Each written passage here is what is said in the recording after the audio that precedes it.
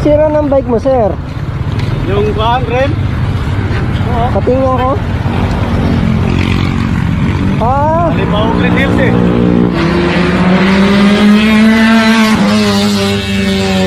Sir, ano to? Napudpud. Pudpud na daw yan eh. Napudpud yung rim kasi kape preno mo, diba? Kape preno. Lumining pisto. So, Ano nangyari? naglakad lang ako. Saka pa ba uuwi?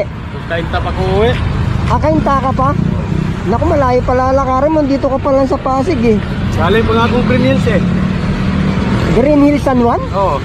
Nilakad mo hanggang dito? Naglakad ko na. Hindi sir, gagawa ko ng paraan para hindi ka na maglakad. Ano to? Di nabutas na rin yung interior. Wala yan butas kasi binawasan ko kanina ng hangin yan eh. Kasi sasabit dito. May nadaanan kang bike shop din ah. Ba't di mo pinagawa? Wala pa kasing tira eh. Wala kang pera pang pagawa? Hindi, sige akong bahala. Ako magbabayad. Tatanggalin ko yung gulong. Papagawa ko. Sir, okay lang alisin mo muna yung pangarga. Itatawag mo yung bike ko.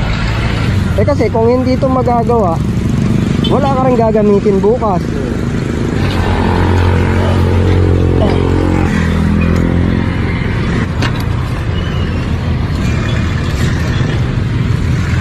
Salamat ha.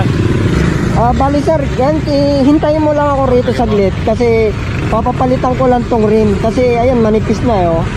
Kape preno yan eh, kaya nagkaganyan. Hintayin mo ko saglit ha. Bantayan mo lang yung gamit ko. Sige po.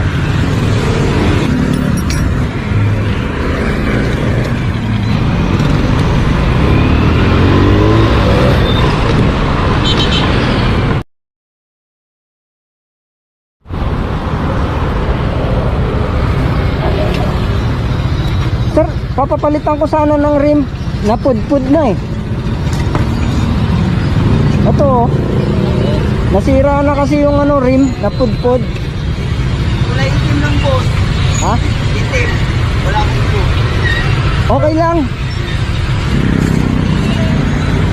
Ito sir oh.